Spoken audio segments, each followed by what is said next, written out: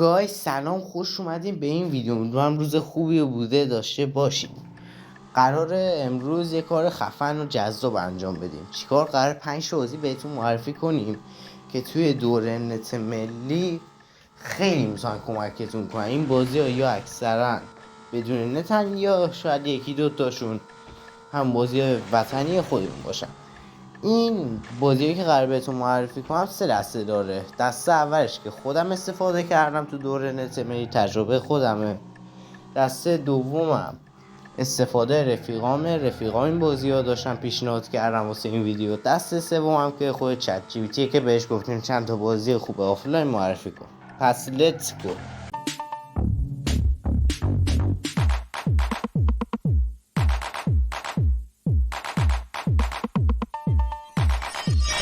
شماره 1 ماینکرافت. دوستان خدای کسی بیاد بگه من نمیدونم ماینکرافت چیه، من بهش شک میکنم که تو غار زندگی میکنه. شرمنده و من واقعا این شکو دارم.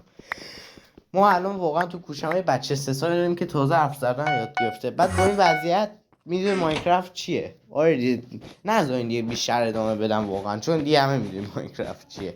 ماینکرافت یه بازی خیلی خفنه تو سطح بقا که بدون نت و راحت از مایکت هم میتونید دانلودش کنید. و خب پیشنهاد نمی‌کنم گوگل پلی دانلودش کنید، چون آخرین باری که رفته بودم دیدم تو مایکت بدون پوله و تو اپ استور باید پول بدی. یعنی از ایرانیا پرقدرت. دوستان ایرانیا پرقدرت.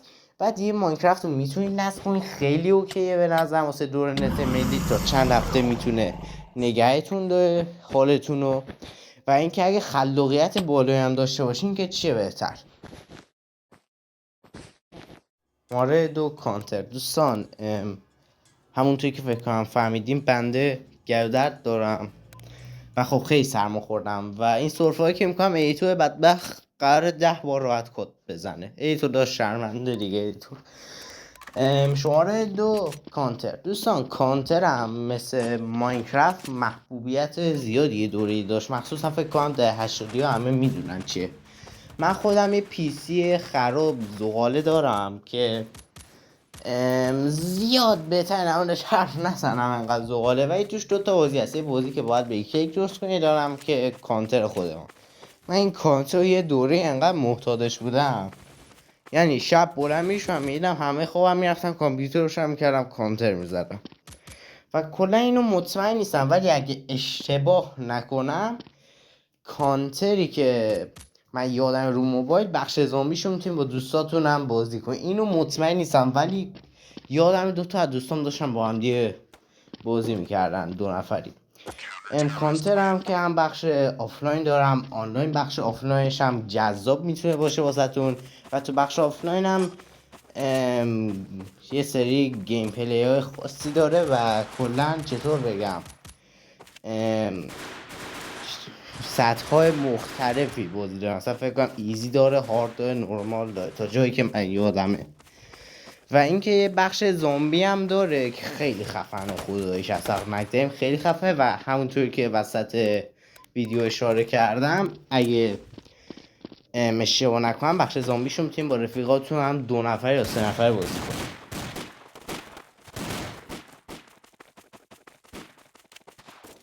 پرس گرانی. دوستان دیگه گفتیم ما که داریم بازی شوتر میگیم، بازی بقایی هم میگیم، چه بازی ترسناک نگیم. دوستان داستان گرانی و من نمیتونم یه جا خوب واسهتون توضیح بدم، چون هم که درد شدیدی دارم من که دارم ویدیو واسهتون ضبط میکنم. همین که 6 تا نسخه داره گرانی و فکر کنم هر 6 تاش هم روی موبایل هستش.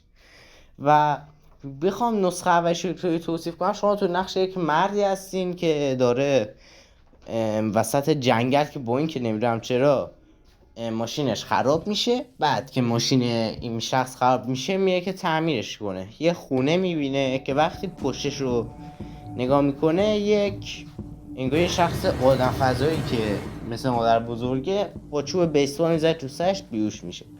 مردم که بلند میشه روی تخت خواب و از اینجا که اون مادر بزرگ توی خونه دنبالشه باید سعی کنه با معما و پازلا از خونه دره. و کلا دوستان از این وضعیت گرانی من بخوام بگم کلا پلیرش رو زجر میده. یعنی نسخه اولش مادر بزرگ رو داشت. خب پلیراش فرار کرد. نسخه دوم بابا بزرگ آورد، پلیراش در رفتن. نسخه سوم اگه اشتباه نکنم هر دوتاشون بود. اسلندرینا هم آورد. اسلندرینا اونایی که سلندرمن یا اسلندرمن میدونن چیه خوب باشاشون، دختر اسلندرمن اگه اشتباه نکنم، و پدر بزرگم بهش یه شاتگان دادن که کلا عالی دیگه. و اینکه نسخه چهارم من فکر کنم اینا بودن بازم قوی تر شد، و نسخه پنجم و ششم هم که اسلندرمن آوردن دیگه. و کلا میتونه جالب باشه، ازم هفته یا حتی یه ماه میتونه شما درگیر خودش کنه. 4 آمیرزا. دوستان این بازی حکم شروع کال آف دیوتی 2019 و کش آف کنز 2014-15 واسه مادرها و پدران ایرانی داره. جدی هم واقعا روی این بازی مادرها و پدرای عزیز به شدت تعصبی هم، به شدت. مادر من فکر کنم راحت تا مرحله 200 این بازی رفته. حالا بازی چطوریه؟ فکر کنم تا حالا به گوشتون خورده.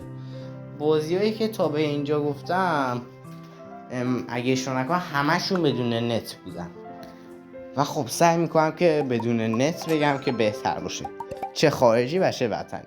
خب حالا بگذاریم.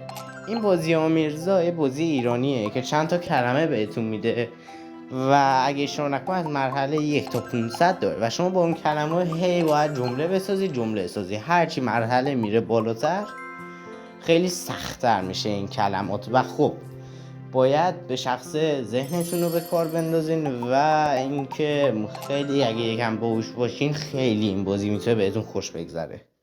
شماره 5 سرمایه برتر، آخرین بازی.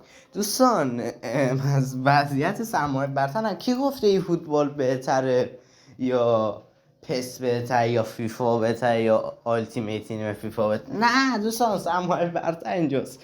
این بازی کلا تو بزنی تیماشو 100% همه رفتن گوگل عکس گرفتن انداختن تو بازی، یعنی کلا 100 همینه دوستان. از وضعیتش نگم، توی توضیحاتش هم چوسی اومدن نوشتن لایسنس لیگ آزادگان، لیگ خلیج فارس و 5 لیگ معتبر اروپا. خدای آخه کی اینا رو میگه؟ عیس من این فوتبال با اون همه عظمت لایسنساش از تو یعنی کمتره، این فیفا با اون همه عظمت اینا پوز لایسنسش رو نمیده. چی میگی من؟ ولی به شکل عجیبی با این نکات منفی میتونه شما سرگرم نگه داره. واقعا نمیدونم چرا تو دوره نت ملی میامد، واسه هم نتیه ولی میامد بدون فیلتر شکن. بازی همونطور که فهمیدیم به احتمال زیاد وطنی از خودمونه، و اینکه تو این بازی چند حالت داری، باید بری کوین جمع کنی و مربی بخری، پک بزنی، بازیکن بگیری و اینجور داستانا دیگه.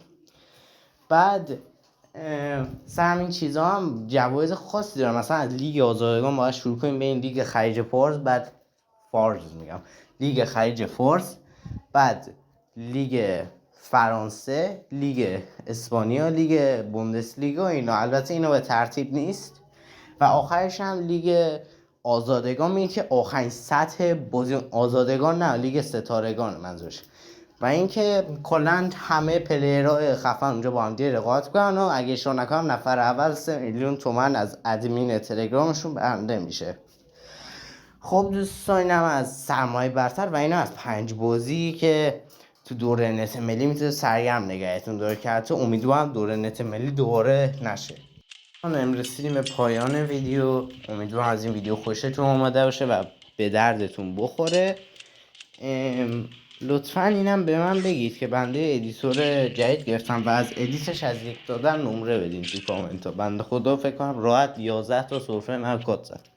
خب دوستان دیگه پایان ویدیو شد. چنل رو حتما ساب کنید واسه ویدیوهای دیگه. فعلا بدرود.